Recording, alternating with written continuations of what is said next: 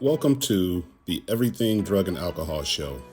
Today's conversation is one I've given a lot of thought to because it sits at the intersection of leadership, accountability, recovery, and service. My guest is Colonel Retired Willette Alston-Hockaday, author of From Crack to Colonel. Many people know her by rank, by reputation, or by the roles she held throughout a distinguished military career. Fewer know the full story behind that leadership. I also want to be transparent with my audience.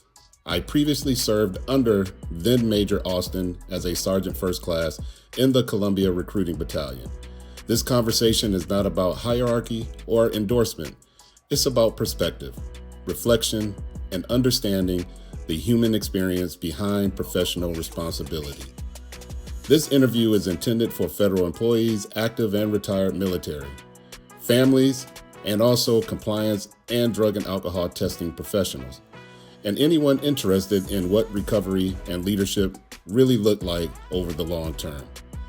Make sure to like, subscribe, and share so the show's engaging and informative content can reach a bigger audience. Colonel Alston-Hockaday, thank you for joining us. Let the show begin. All right, and welcome to the show, Colonel, ma'am. I don't know what to call you now. You retired, but I'm so used to calling you ma'am. So I know. But Willette is fine. I don't know, so I can do that though. Like I'm just gonna stick with ma'am because then I will feel better about myself. Okay. It comes as a form of respect. And I appreciate it. So Understood. well, welcome to the show. And I'm excited to have you on. I've been telling people that I was going to have you on. I've been forwarding your book and everything, and people are excited. They had questions, and then they got the book, and then they said, "Oh, she answered my question." So in the book, so I don't have many questions that am going to spring on you because most of the time I believe they got the book and so they kind of got their questions answered. Um, so we'll start out with our relationship because I'm telling people, I want to be open. This isn't a random, session that we're having, but I've known you since what, 2010, Yeah, somewhere. exactly. 2009, 8, 9, 10. Yep.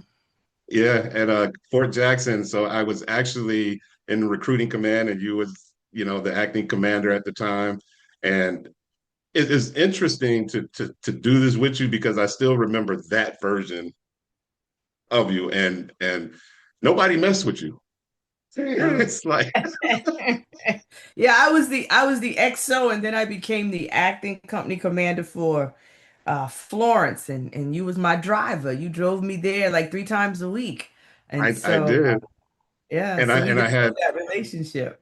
I was driving like this too. Yeah, Who'd I have remember. thought that we'd be sitting here, having this conversation. Um, so congratulations on the book, and Thank I'm you. excited. And I guess coming from a perspective of surprise, to be honest with you, because I mean, you would never know, how people. That's why they say you can never judge, right? A book Right. from its cover. But so I'll start because one of the questions that a lot of people had was why, why did you write this? I think it was time. Um, I actually told my story in a very short version at a church program that I was the guest speaker for Scholarship Sunday in Virginia. And I did it in third person. It was like I was telling the story about a young lady, and how this young lady had, you know, just went astray in different things, and she came from a great background. Dad was a preacher, mom was a school teacher, all that good stuff. And so when I finally said that that young lady was me, the reaction I got was it was breathtaking for a moment because I was like I just sucked the air out of the church. People were they were shocked. And so that was in 2000. That was 2015, I think. Yeah, 2015. I did it. So active. It was a very short version of it. And so as I continued to go forward in the military, that was always something that I wanted to do after I retired. And so when I did retire, I kind of sat down and kind of put my thoughts together and kind of just went from there with it. Well, when you did that speaking, were you still active? I was, I was, I was still, but I go into more depths in the book about everything, my entire military career, my childhood, growing up in my town of Allendale, South Carolina. And so I just kind of went more in depth with it, and it was healing for me to do it, to actually write it. I was a little apprehensive. I was a little afraid, because I get the same questions like, "Oh my God, I didn't know." And I said, "No, you didn't. Of course, I wasn't going around telling people, that I had a substance abuse problem. Like, hey, Um, some of my closest friends knew, of course, where I grew up at. It's a very small town, so people knew. And then after I retired and I became uh, ROTC instructor for one of the local high schools, and I see how the generation is right now, I thought it was time. And so that's why I just kind of sat down and did it. So the title itself, from crack to kernel. When you posted that, I had to double take because I wasn't sure if it was yours or if it was, something else. And I was just like, that in itself just, kind of draws in, So how did you decide to do that title? Because it's very catchy, but it's powerful. Well, that's what I was. I was once in a world where um I didn't know exactly what I was going and what I was doing for that time in my life. And so to go from there to actually retiring as a full bird colonel, why not? I thought it was fitting. It is a very catchy, and when people see that word, they'd be like, "Nah, that what she means? Nah, can't be." But I thought it was a fitting, and I have to give credit to my sister, because as we were, going through this, she was like, "What do you think about this?" And I was just like, and she's like, "In from the dark to the light." And I was just like, "Nah, those books already exist." And so she was we were sitting at her bar in her house, and she was washing dishes, and she said, "I got the perfect title." And I was like, "What?" And she was like, "From Crack to Kernel." And I went, "Wow." I said, "I like that." And so we just kind of went with that, and it just came to where it is right now. I mean, it's like it's straight to the point, like just reg, no subliminal. But that's you. As that's just you. You're just always been direct and straight to the point and no nonsense. And I think that just it fits you. But I think that's what also caught me off guard, was the whole because you garnered so much respect, not you never led by your rank, whatever. It was just the respect that you give. And so I think it's only fitting for a lot of people who know you to be caught off guard, Mhm. by that. But they say some of the strongest people, hold some of the strongest pain, you That's know. right. So That's right. I surprised, You're the not the only only one. thing, yeah, yeah. Um, so to get into the book before we get started, where can everybody, to get your book or they can meet you and talk to you? Because I want to get this out the way because once we get going, unless you guys see it in the notes on the channel, but where can they find you? So I am currently in Charleston, South Carolina, of course, my home, but you can get the book on Amazon. It's on paperback and also an ebook. Right now, I have my first book signing on the 7th of July. I'm 7th July, 7th of February, right here in Charleston at the Cohen Restaurant, and I'll put that on social media in the near future. And then I have a couple of interviews, but to buy the book is on Amazon, and we're live on Amazon. You're open for speaking engagements and stuff. Can people So, contact you for that? so yes, I would love for them to contact me for any type of speaking engagement, and I will give you my information. I don't know if you want it now or at the end, but I will definitely give that to anyone who wants to contact me just to talk or just say, hey, I want you to come out and talk to my folks, young, old. At this point in time, I just want my book to touch as many people as it can to see that, things can change. You can go from one place and go to something totally different. So I'll put it in the description box below that you'll have all your contact information down there for anybody who wants to have her come out and do speaking. So the book portion of it, uh, you said you grew up in Inwendaw. Is that how we pronounce it? Allendale. Alwyn, Allendale. and that's South Carolina. So tell us That's about right. Alwyn, because you said earlier that it was small. It was a small town. Yes. So Allendale is 23 miles north out of Charleston. We are right between Myrtle Beach and Charleston. And so I grew up on Highway 17. So you would always pass my parents' home and where I grew up. Allendale has about, right now, the town has grown tremendously from when I was born some 55 years ago, of course. But right now we are a town of about 1,600 people. Like I said, nestled right between Charleston and Myrtle Beach. Almadaw is it's a settlement community as we say here in South Carolina. We are one of the settlement communities in the town of Almadaw. Um, Allendale, we have different sections within Allendale. And we are nestled, of course, into the Francis Marion Forest as well. And so growing up here in Allendale has always been a treat. It has been a treat. Everyone knows everyone. Um, friends of mine, we've been friends from Head Start until now. And so it is always good to come home and be home now where I am right now after I retired. So I was reading in the book that your parents. So your father was mayor and he Yes, was Navy. my dad was the mayor for 17 years here, and he was also a Navy man. I told him I said I'm not gonna hold that against you, but he was a Navy man. Whenever He was. somebody said Navy, I said I'm sorry. Yeah, yeah, yeah. So I'm not gonna hold it against your dad, but I he was gotta a get Navy you. guy. And your mom.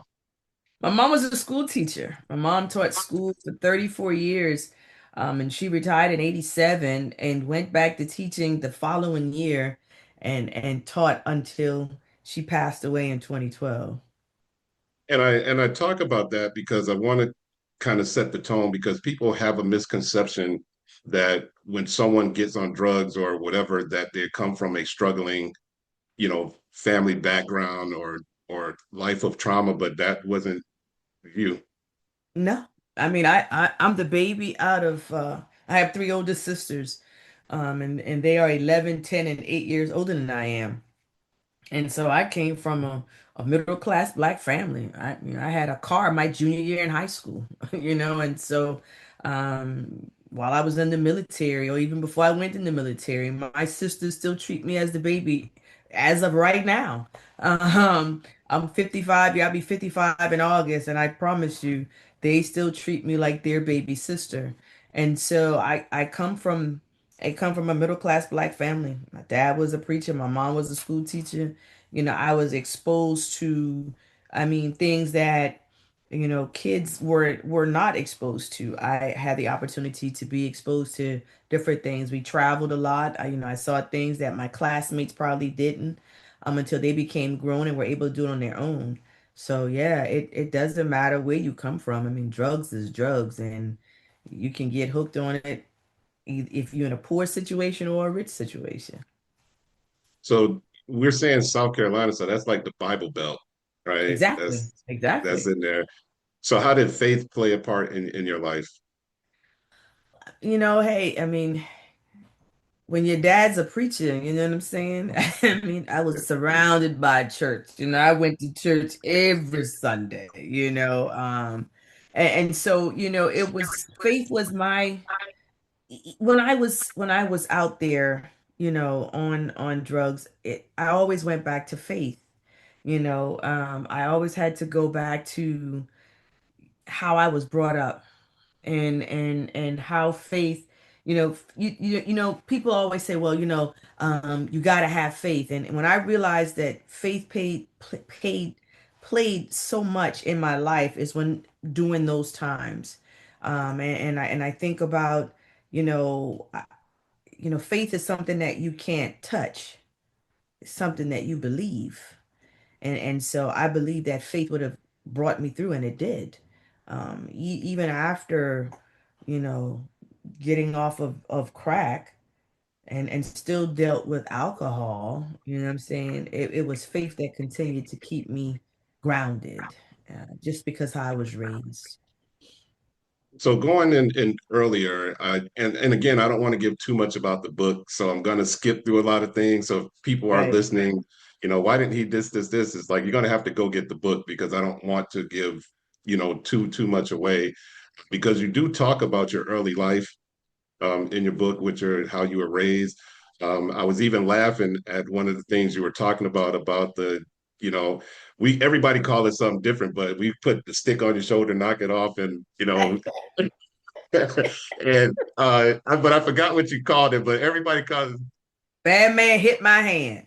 man, yeah, and it always starts the fight, right? That's right. That's right. Uh, That's right. I just started laughing about that because we had the stick on the shoulder, Mhm. um, and but you do go into your childhood and you talk about your being raised and your family and going in and then you talk about transitioning into going um, to college, right? And then Mhm. so you went to college, then you went to the military, but you had a difficult time with your dad in that moment, right? Oh yeah, I Or did. I did. I did. My dad, the military has always been my first love, you know, um, but it was either go to college or go to college. right, And so you know how we all get when we get 18, we think we grown. And so I was sitting on the steps of Benedict College, and a recruiter came by, and a recruiter was just like, "Hey, you know." who want to take the ASVAB? And I said, well, hey, if you're gonna let me get out of class, I'll go ahead and take it. And so I took it, and I mean, I blew it out the water. But I had to compromise with my dad because I told my dad, I said, I'm gonna go in. Now I'm being respectful to tell you what I'm doing, but I'm gonna do it anyway. So either you support me and we compromise, and so he bit off on the compromise. And so the compromise would that I would go in the guard. And so I would only miss a semester and then, come back and go to school. And so that right. was our compromise. And so that's what I did. Yeah. And then fast forwarding, then you end up going to the Gulf War. Exactly. Exactly. Exactly. That wasn't a part of the plan. You know what I'm saying? That wasn't a part of the plan. And so, I finished AIT and I came back to Columbia, and my unit was like, we're looking for you. And I was like, why y'all looking for me? And it's like, we are on alert. What?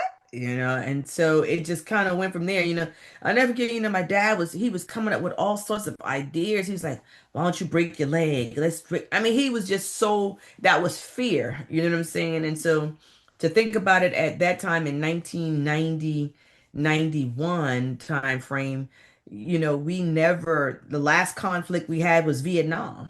And we were in Panama at a couple, and everything, but this was a full-fledged war that was about to happen. And so because I was so into the military, I told my dad, I said, I'm a soldier, so I got to go. And there was, went to Desert Storm Shield. Like, wow, didn't expect that. Yeah. And then and for those who are going to read the book, they're going to find like that also began the transition into, how you got into, the drugs and whatever without going into too much. Because I think that conflict versus later on in your life as a captain have two start totally different experiences. So what was it like on your first term, your first war out there? Um, as a young, young soldier. Private. Hey, again, I still hard-headed, still hard-headed. Still no nonsense, still not gonna do what I'm not gonna do, it was different. It was different. I mean, I was fresh out of basic training in AIT, and so as we were leaving AIT, the war was kicking off, and we had drill sergeants that told us no matter what, when all else fails, run, and so that's in the back of my mind. Um, it was different, I just did not. I wanted to do what I wanted to do, and I was telling, I was a private, I was telling, E6 and E7, no, I'm not doing that. You know what I'm saying? So, It sounds about um, like right. yeah, yeah, yeah, yeah, yeah, yeah. Like when I was the mate, no, we're not doing that. Yeah, we're not doing that. But it was different because I was not in, I was a private, and so I just felt that, no, I thought a lot of things that we, were doing, and it's different when you're in the guard and when you're not, when you're in the reserve and the National Guard, not on active duty, National Guard and Reserve, it's one weekend out the month, 2 weeks out the year. And so you're dealing with ordinary folks who have ordinary jobs and not on active duty. And so I just felt that a lot of things that they were doing was dumb. And I was just like, I'm not doing that. So, yeah. So, and you met somebody while you were there as Yeah. well. Yeah. So just briefly talk about that because that's going to come up later on, right? Yeah. And So I met my son's father while I was there. And as people read the book, they'll see the dynamic. And so of course, if you've never been in a conflict or in a war situation, you find comfort in people. Um, and of course we were in the South, we were in a guard from South Carolina.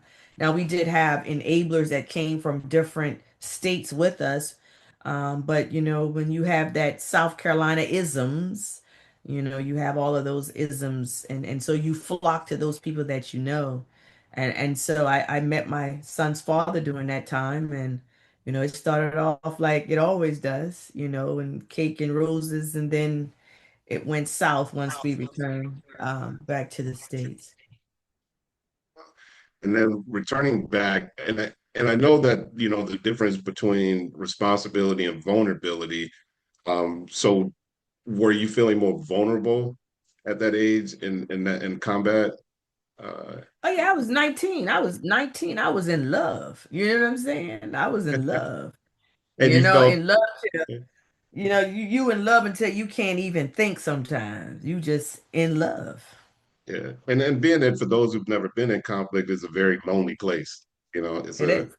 a very lonely place. So to have a companion, or someone to lean on is scary, but it's lonely. You know, and a lot of things happen in those aspects of you know connections. To say when you're out there. So one of the things I would talk about is that, looking back now, um, going back, and then you fast forward, again with this individual moving forward. One of the questions that I did get was, when did and how did you get on crack?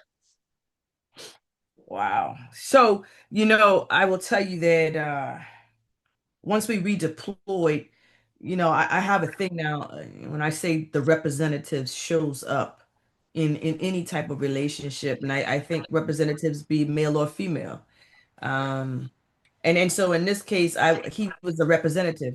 It was a side of him that was nice, didn't know, and so we were at a friend of his house. Was there at his friend's house, and I was sitting on the couch. I was kind of watching TV. Really didn't know what they were doing until I kind of turned around, and I was just like, "Oh, okay, just what y'all doing?" So it's like, okay. And so I got an attitude about it, you know what I'm saying? Because I was just like, why would you put me in that situation? You know? But of course, as time move on, when I say you in love, I like to watch the show For My Man on TV1, and and I will tell you that women, and I was fortunate. that, I didn't spend any time in prison or jail or anything doing this. But I will tell you that women sometimes lose their selves in men. And so again, he was doing it and nothing wasn't happening to him, you know. And so I said to him one day, I was like, Let me try it, let me try it." And so it just kind of went from there, you know. Um, I never, as time went on, I didn't, never hated him. But a part of me felt that he should have protected me in some way by saying, no, you don't need to do this. But it didn't go. And so it was one of those things where, hey, let me try it. Let you, nothing's wrong with you. You know what I'm saying? And so what I will say about the drug of crack cocaine is people they become addicted because they're trying to chase that first high that they've ever had. And you can't get that back. So that's how people become addicted to it because you're chasing the first time you experimented with it. And you're very open and honest about that journey, you know, in the book regarding things that transpired while getting on it and the struggles, and you're honest about the violence that took place as well. Uh, how concerning was that for your family? I mean, because when you're in it, you're not really thinking about those things, you know. Well, I hid it from my family for a while. We redeployed back in 90. See, the Gulf War was like a 6-month war or something like that. And so we got back like that May of 91, I believe. And so I started experimenting with it in July, August of 91. And so I wasn't living in Charleston. I was living in Columbia. I was back supposed to be in school. And my son's father was living in Orangeburg, or that's where he was from. And so, I would make the journey. We would make the journey back and forth.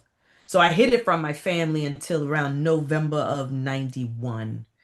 And I'd come home, and my dad saw me for the first time in a while.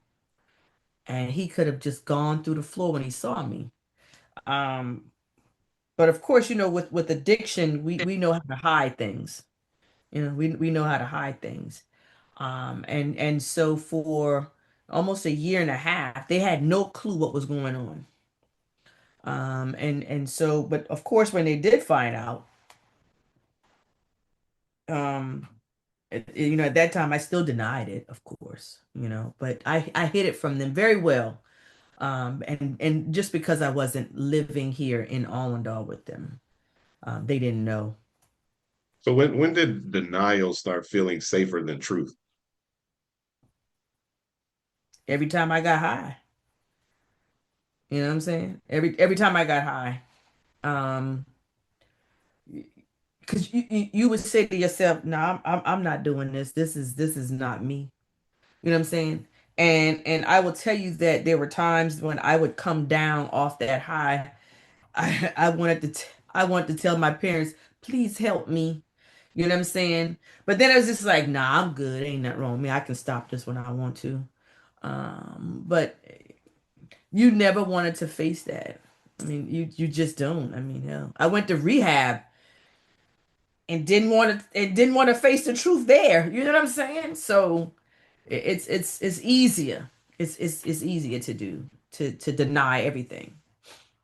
So one of the things that I know personally I wanted to ask was what finally made accountability unavoidable? My child, my son, my son. My sister threatened to take him away from me. And that's when they kind of, you know, not telling too much into the book, but it was her. It was her. And accountability came to because I couldn't. I could not have someone to take my child from me, not my baby. And he's my only baby. He's my only son, my only child. And um he was born in what part of all of this when So he was born in 92. And of course, in the state of South Carolina during that time, the crack epidemic was really high. So at that time, if you, if your child was born, crack addicted, you would have gotten arrested, the child had been taken care of. So of course, during that time, just like any addict, we're manipulative. We are very manipulative people. And so of course, I didn't get high at all. You know what I'm saying? And so he was born in 92 and I was good. I was clean, through my whole pregnancy. He was born in August. In September, I was back out at it again. And you were not so, in the service at that time, right? Were you out no, actually, I was in IRR. So I had, the National Guard inactive? kind of, the National Guard said, "Yep, you got to go," because I was giving the National Guard a hard time. I was telling them what I wasn't gonna do. I wasn't coming to drill. And then once I got pregnant, they was like, "We're gonna go ahead and put you in IRR," and so that's where I stayed. So for those who don't know, IRR is an inactive ready reserve. So they're in, but they're not in. They're just kind of like on this list, you know. Of, um, so I'm trying to figure out, like, as a unit prevention manager, how did you avoid drug tests? Well, you got to think Or about it. So I the national, I knew people. When you know people, you know people. well, I Okay, mean, so when you're doing things, you find a way around this stuff, you know. exactly, you do. Fortunate for me, when we got back, we redeployed back in 91. I think we had, and you got to think about it, back in that time, I mean, we hadn't had a conflict since Vietnam. So now, units are trying to reset, there. And again, I was in the guard. It wasn't like I was active duty. So, units were trying to reset and everything. So I was very fortunate to know people, you know, that would say, "Hey, we think we're gonna do a drug test this weekend." Okay, not gonna get high, and of course, crack is a 3-day drug. It's not like marijuana that stays in your system for 30 days. You know what I'm saying? It's a drug that it just leaves your system very quickly. And so I was very fortunate never to get caught up in a drug testing type thing. And then of course when I went into IRR, so we got back in May of 91. By December of 91, January 92, because my son was born August of 92, I was in IR at that time. So I didn't have to even go to drill. So you kind of like just was able to avoid that whole That's right. That's that right. whole thing. Because I know as a UPL, like we're 100%, get you in the Right. morning. Yeah. So that's why I was like, how did she get past the the, That's it. That's it. That's the it. drug test? All right. So your book is very honest about relapse. Um, why is it important not to present recovery as a straight line? Like this is going to be the end all be all. Like I'm going to go through, rehab. And the reason I'm asking is because I have an audience of federal testing, and a lot of them do a lot of quote unquote second chance. And we're talking about your pilots, your maintenance, your bus drivers, your transportation people who wants to give second chance where they go to rehab uh, and it's a risk to have these people who with these addictions giving them this second chance. So that's why I kind of want to ask about the relapse aspect of it. So you were very honest about relapse. What was one of your toughest relapse moments? Well, it was I would tell you, I went through rehab in 93 and did well. I mean, yeah, well, I can't say I did well because I was very rebellious at rehab as well. Okay, I was. And we'll fast forward to 1995, 96 time frame, something like that. Um, and I was in Charlotte and I was in school, I was doing things. I was getting I was doing my thing. I wasn't, I was going to meetings. I was doing my thing. And the rain, it was always the weather. The weather would always want me. I would always want to get high doing the weather and when it was cloudy and overcast. And I would tell people now, I don't know what happened that day. It was like I want to get high. And my cousin and I, we went and copped and we got high. And it was almost like literally it was almost like God had took his hand and he was just like, what, like what are you doing? Like, what are you doing? Like, why are you doing this? And it was just like, nah, I can't do this no more. And from that day on up until now, it is nothing that I think about. I mean, it could storm around here. I mean, the sky can fall out. Doing crack cocaine is the farthest thing from my mind. It's the farthest thing from my mind. And so when people ask, and I've had that question already, like, oh my God, and you relapsed? Yeah, I did.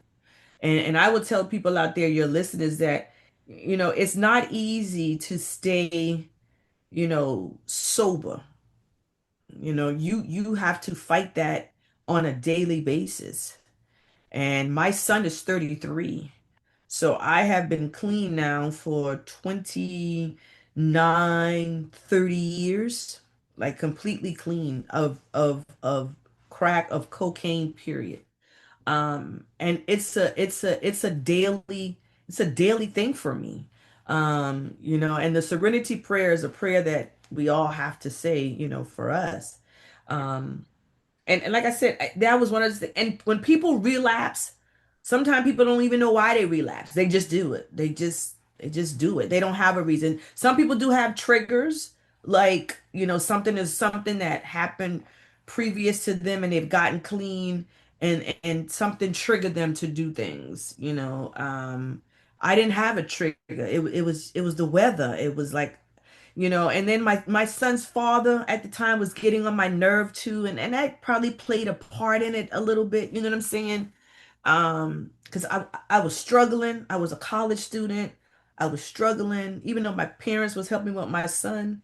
He was getting off scot-free without paying child support. He would lie. And so I could say that kind of triggered me a little bit as well. Um, but then was all said and done, it was just like, mm, I got to think about me and my child right now.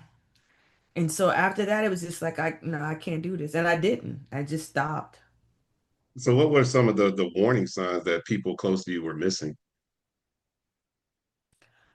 It's out of sight, out of mind. When you're not around people, you know what I'm saying? When But you're you're not around. family oriented, so how did you know? I mean, did that not trigger something as well? That So, so funny you mentioned that. So, after I had my son, I was here in South Carolina with my mom and my dad, everybody. And so, I was losing weight. I was 99 pounds soaking wet wearing boots. And I had a thyroid problem. So my thyroid was overactive. So it made me lose weight. So my family thought it was just my thyroid. In all actuality, it was my thyroid, but it was more of the drugs than anything else. you just got no drug tests and thyroids is working in your.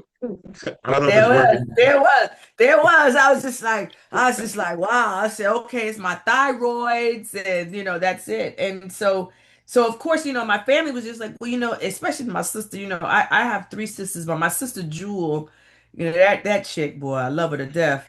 And she will give people the benefit of the doubt. I mean, it could be a murderer in her face, and they could tell her, yes, he shot the gun, and she's gonna say, no, that's not true. He didn't do that. You know what I'm saying? And so for her, you know, she people said, no, she's like, no, she has thyroid problem. That's why she's so small.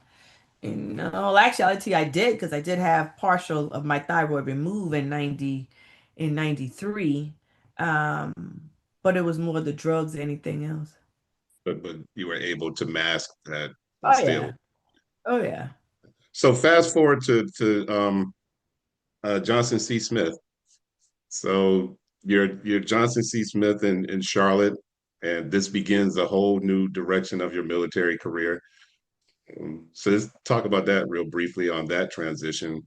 Uh, Well, I mean, like I said, the military has always been my first love. You know what I'm saying?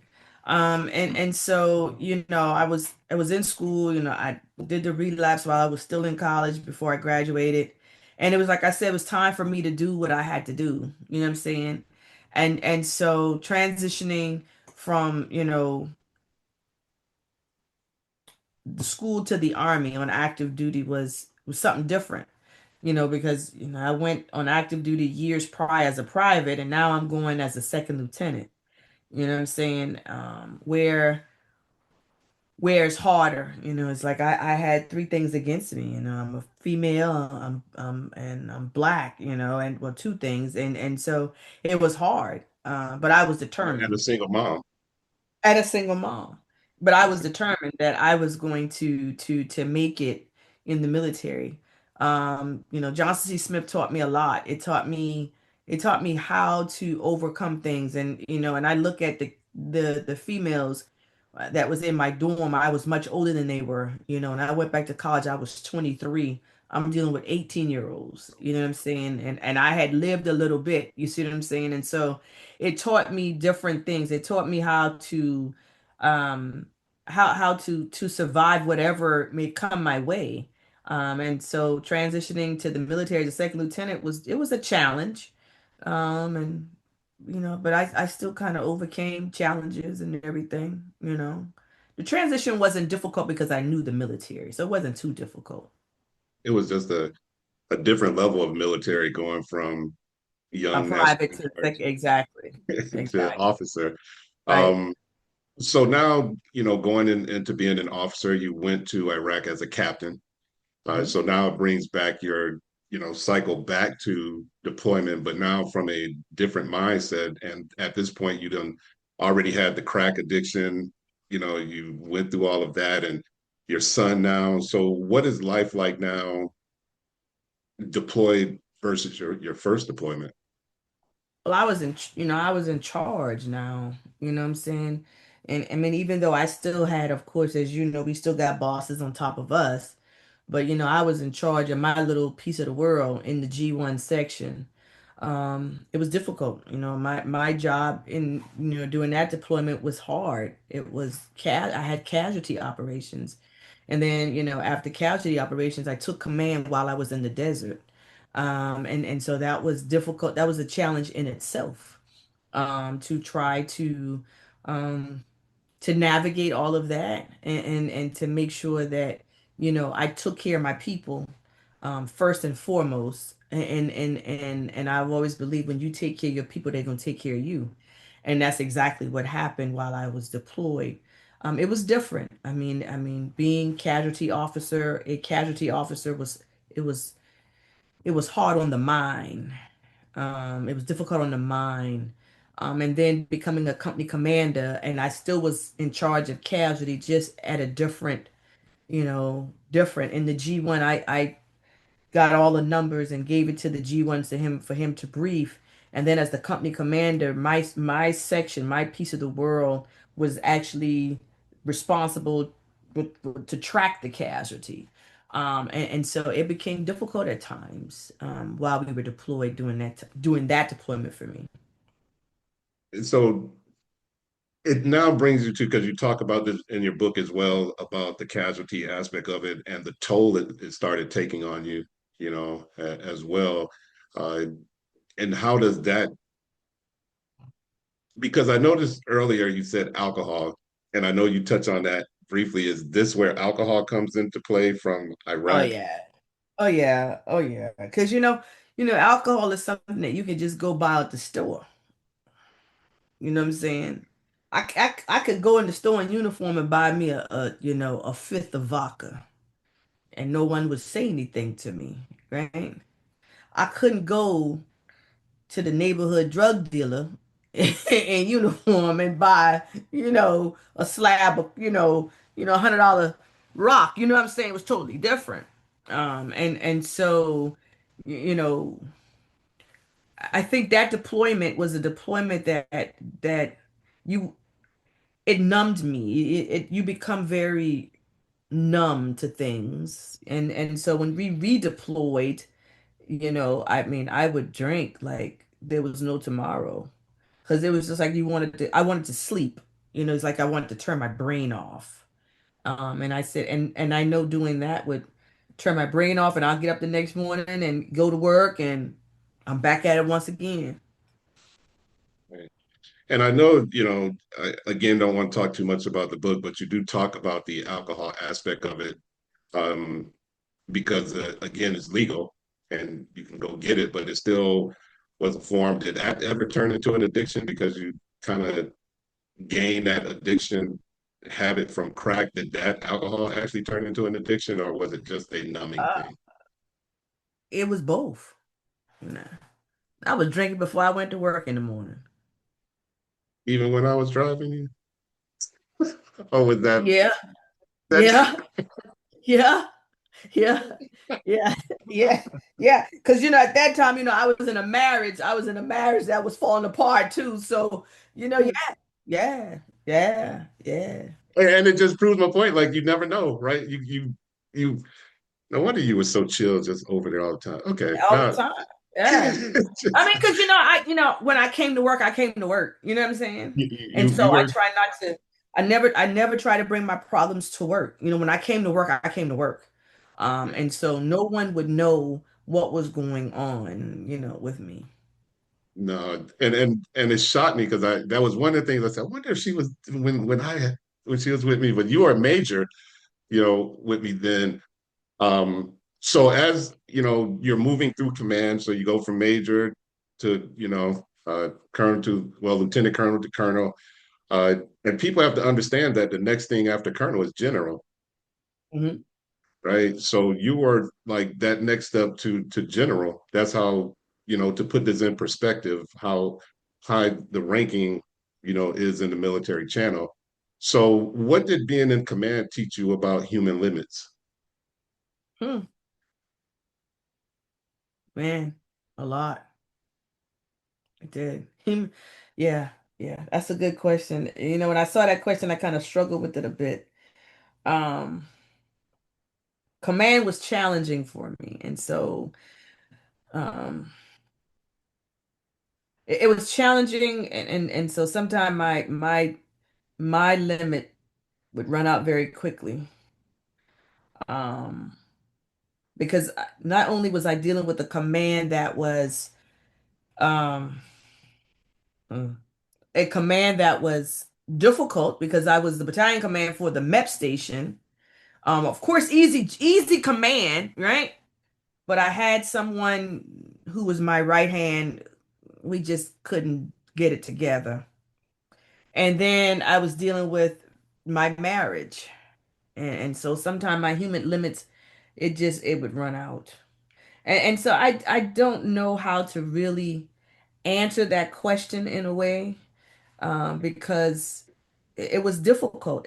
I would say that in battalion command was difficult. It was difficult and so my limit at times ran out. Like it just completely just ran out. Like mm-mm.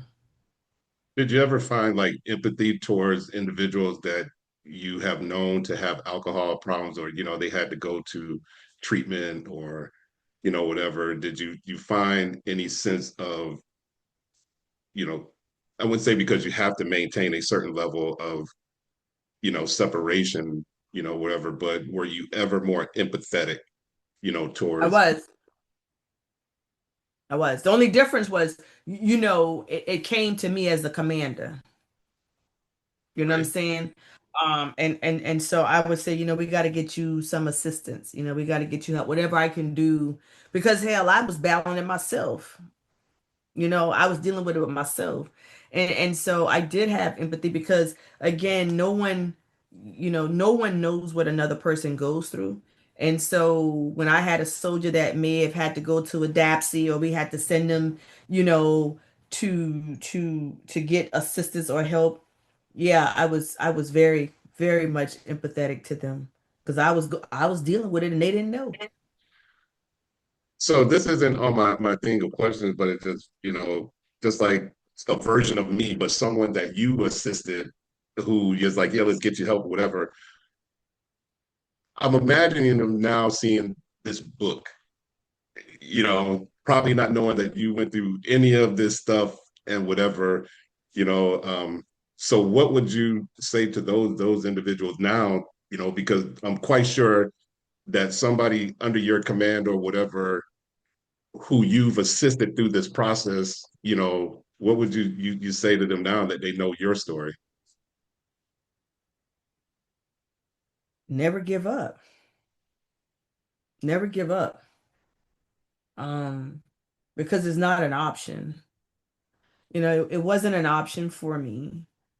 And so I try to tell I tell my students daily when I see them daily that you're somebody and you can do anything you put your mind to.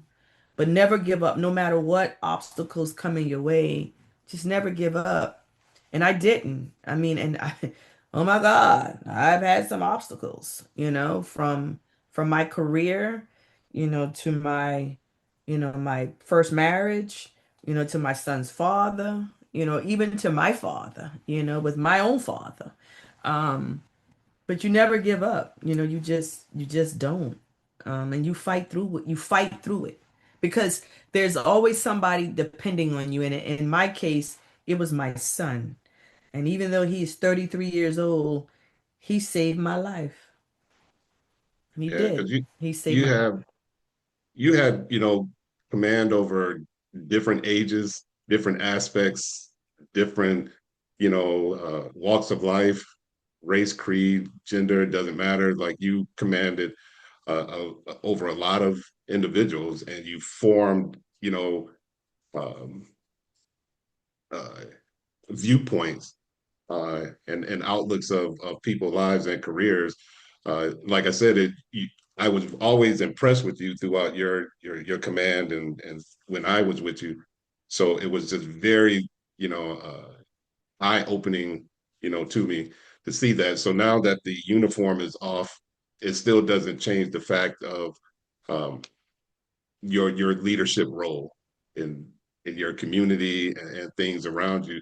So what matters to you more today than those military achievements that now that all of that is gone? my family, my family. Um, both of my parents are now deceased. My mom died while I was still on active duty, and so did my dad. And I knew for a fact that I was going to retire when I got to my last duty station at Fort Eustis. I knew that was enough. I had come to that, I knew for a fact that I wouldn't have made general. Um, and I had done everything that I set out to do when I became a second lieutenant. My goal was to make battalion command. I did. And my goal was to make '06, and I wanted to do brigade command, but that wasn't in the car, but I made '06. And so during that time, my baby was, he was 6 when we went to Germany for the first time. And so when we came back from Germany, he came to South Carolina with my parents, and then I went to Raleigh, North Carolina, and he came with me then. And when I redeployed, when we left Raleigh and went to Fort Stewart, and I redeployed, my son looked at me and he said, I'm never going to live with you again, right? And I was like, what?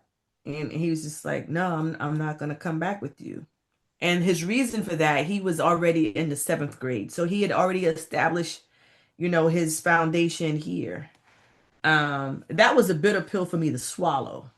And because I missed a lot of his. Now I'd come home every time he had a football game, basketball game. It didn't matter. Whatever he had going on, I was here. Um, but now that I've retired, it's my family. And like I said, I have 3 sisters. I have one that lives directly beside me who's her house will be completed by March. And then I have one who lived right across the road from me. So we are all in walking distance. And so my family and my son lives now in my father's home. And so in the house that he grew up in as a child. So he lives there now. And so my husband and my bonus children and grandchildren, that's what matters to me most now than anything else is spending time with my family, you know. As you know, being in the military, we miss out on a lot when, Yeah. we sacrifice a lot. And so being out the uniform is spending time with them, you know. Yeah. So one of the things that I did want to ask is probably be my last question for you. Um, is when did he find out your son, and how was that about everything? Like, So look, my son won't read the book. He okay, won't read my book. Um, and I understand, I understand. But my son found out, little did I know, he found out when he was in high school. okay, And I think he had overheard somebody talking about it or whatever, but he never asked me about it. Um, and and he was in college when we actually had the conversation because see, at one time I smoked. I never forget being at Fort Jackson with you guys. No one knew I smoked. You know what I'm saying? No one knew I smoked until one day we was at ATC and I think I opened my book bag and my Newports fell out and I was like, everybody's like, oh my God. And I was just you like, oh my spoke. God. Yeah, I smoked, and so I smoked, but no one knew because, you never saw me outside. You never smelt it on me. That was just something about me. And so my son and I got into this tiff. We got into this little argument one night. And he hated me to smoke.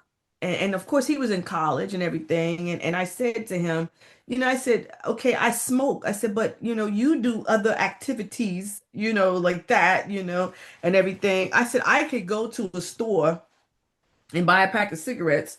I cannot go to the store and buy a dime bag, And I said, don't think I don't know what you do, like that. And he said, so is that why you afraid of me, not me being like you? And it took me off guard because I didn't know what he was talking about. And I said, what are you talking about? And he's like, I know you was on drugs at one time. And I just kind of stood there for a moment. And we had a conversation. And I was like, yeah, I was. I was. Um, and I said, yeah, I don't prefer that, you do, marijuana, but I mean, I said, that's the gateway drug. I said, it leads from one drug to the next. And so when we had the conversation, he kind of understood. And it's amazing. We never talked about it again. We just never discussed it again. I mean, he knew about it. He found out about it. I told him, but he never brought it back up to me again. But he won't read my book, um, because I think he just does not want to really hear all of the things I went through. And I told him I respect that. I said, eventually you'll read it, but I respect that. I respect you in not wanting to do that. So In yeah. his own time. Yeah, in his own time. In his In own his own time. time. All right. Well, that was gonna be my last question because I want to tell you, I got a whole things or whatever, but I'll leave that for people to to go get the book and to make sure you check it out. And I had to read it in pieces, because you just have to digest it, you know. And I know it's going to touch, reflect on people who have this challenge themselves or who have loved ones who are challenging with it. Like nobody is immune to this. I'm sure somebody got somebody in their family line or friend, whatever that is dealing, with these things. So I'll leave you with the last word on for those who have gone through a journey like yours or who family members are dealing with someone who's going through a journey like that. So what would you like to leave for them? Never give up. Always keep God first. Always. Always keep him first. And always know that even when you think that the sky is gray, there is a rainbow at the end. There's a rainbow. You just got to believe. I did. And even with your struggles, you know, just always, always, always never give up because it's not an option. It's not. It was not an option for me. And so I just feel that if if you have a great support system, you know, if you have family, not even family, sometimes friends are that support system. But I would say never give up. And if I could do it and retired and touch many lives as I did without people even knowing what was going on, then I've done my job. And then in this book, I hope that I can touch just one person and let them know that, you know what, hey, if she can do it, I can do it. And I believe that everyone has a journey to go and to do, but it's how you do it and overcome.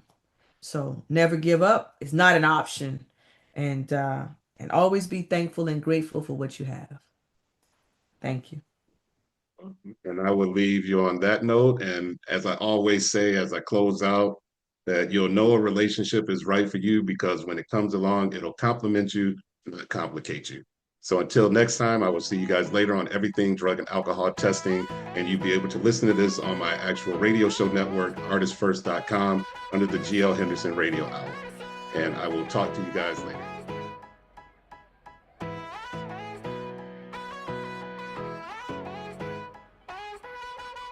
Omito for the beat.